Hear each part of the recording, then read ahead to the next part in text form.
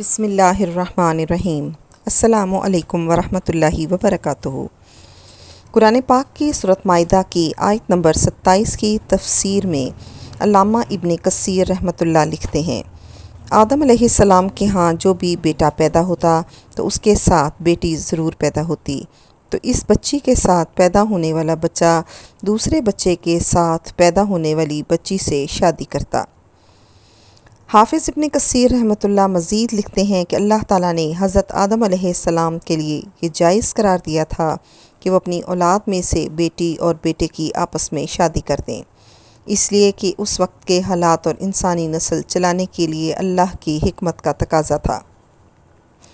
لیکن ان کے ہاں ہر بار ایک بیٹا اور ایک بیٹی اکٹھے پیدا ہوتے تھے، اس طرح وہ بچوں کی شادی ان بچوں سے کرتے تھے جو ان کے علاوہ دوسری بار میں پیدا ہوتے، گویا ہر مرتبہ کے حمل سے پیدا شدہ لڑکا لڑکی باہم حقیقی بہن بھائی کی طرح تھے اور ان کا باہم نکاح درست نہیں تھا، جبکہ دوسرے حمل سے پیدا شدہ پہلے والوں کے لیے اسی طرح تھے جیسے چچیرے ہوتے ہیں یا رشتہ دار ہوتے ہیں۔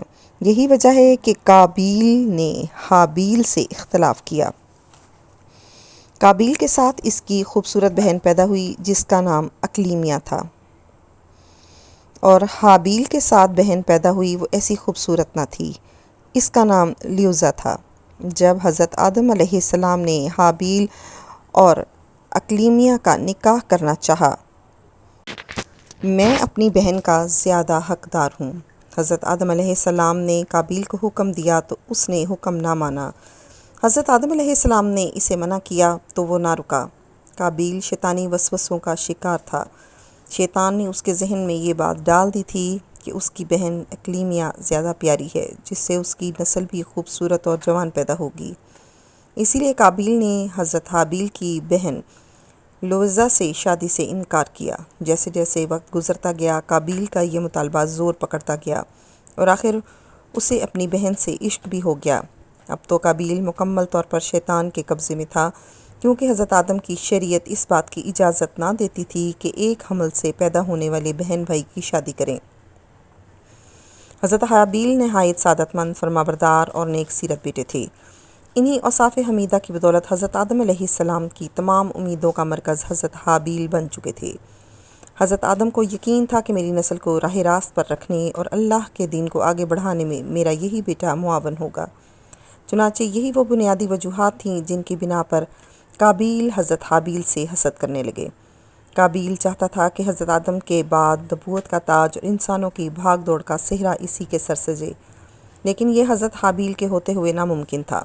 جب حضرت آدم علیہ السلام نے یہ دیکھا کہ میرا بیٹا قابیل حابیل کے قتل کے در پہ ہے، تو انہوں نے حضرت آدم علیہ السلام نے ان دونوں کو اللہ کی راہ میں قربانی پیش کرنے کو کہا اور بتایا کہ جس کی قربانی کو آسمان سے آگ آ کر کھا جائے تو سمجھنا کہ اس کی قربانی قبول ہو گئی ہے۔ دونوں نے جب قربانی پیش کی تو اللہ پاک نے حضرت حابیل کی قربانی قبول کر لی، کیونکہ وہ حق پر تھے۔ قابیل کی قربانی سنبل کی لکڑیوں کا گٹھا تھا، کیونکہ وہ کھیتی باڑی کرنے والا تھا۔ اس نے اپنے کھیت سے گھٹیا مال چنا تھا، پھر اس میں ایک عمدہ سٹا پایا تو اسے صاف کر کے کھا لیا۔ اور حابیل کی قربانی مینڈھا تھا، کیونکہ وہ ریوڑ والے تھے۔ انہوں نے اپنی بھیڑوں سے ایک عمدہ جانور لیا، اسی جانور کو اللہ پاک نے قبول فرمایا اور آسمان پر اٹھا لیا، جس کو اللہ پاک نے یوں بیان فرمایا، اور اے محمد ان کو آدم کے دو بیٹوں حابیل اور قابیل کے حالات جو بالکل سچے تھے ہیں پڑھ کر سنا دو کہ جب ان دونوں نے خدا کی جناب میں قربانی چڑھائی تو ایک کی قربانی تو قبول ہو گئی اور دوسرے کی قبول نہ ہوئی۔ تب قابیل حابیل سے کہنے لگا کہ میں تجھے قتل کر دوں گا۔ اس نے کہا کہ خدا پرہیزگاروں ہی کی قربانی کو قبول فرماتا ہے۔ اس قربانی کی قبولیت کے بعد جب قابیل نے سوچا اب جب سب کو پتہ چل گیا ہے کہ حابیل کی قربانی قبول ہوئی اور میری باتیں نہیں مانی جائیں گی، اس لیے قابیل نے حابیل کو قتل کر دیا۔ قابیل اور اس کی اولاد نے ہی سب سے پہلے آتش پرست اور شیطان کے بہکاوے میں آ کر بت پرستی شروع کر دی۔ دنیا میں قتل و غارت، حسد و فساد اور بت پرستی کی بنیاد قابیل نے ہی رکھی۔ حضرت عبداللہ بن مسعود رضی اللہ تعالیٰ عنہ سے روایت ہے کہ نبی کریم حضرت محمد صلی اللہ علیہ وآلہ وسلم نے فرمایا، دنیا میں جب بھی کوئی ظلم سے قتل ہوتا ہے تو اس کا ایک گناہ حضرت آدم علیہ السلام کے بیٹے قابیل کی گردن پر ضرور ہوتا ہے، اس لیے کہ یہ وہ شخص ہے جس نے ظالمانہ قتل کی ابتدا کی اور ناپاک طریقہ جاری کیا۔ اگر آپ نے ابھی تک میرے چینل لائف وتھ زویا کو سبسکرائب نہیں کیا تو کر لیجئے تاکہ آنے والی ویڈیوز آپ کو ملتی رہیں۔ دعاؤں میں یاد رکھیے گا، میری حوصلہ افزائی کیجیے گا۔ السلام علیکم ورحمۃ اللہ وبرکاتہ۔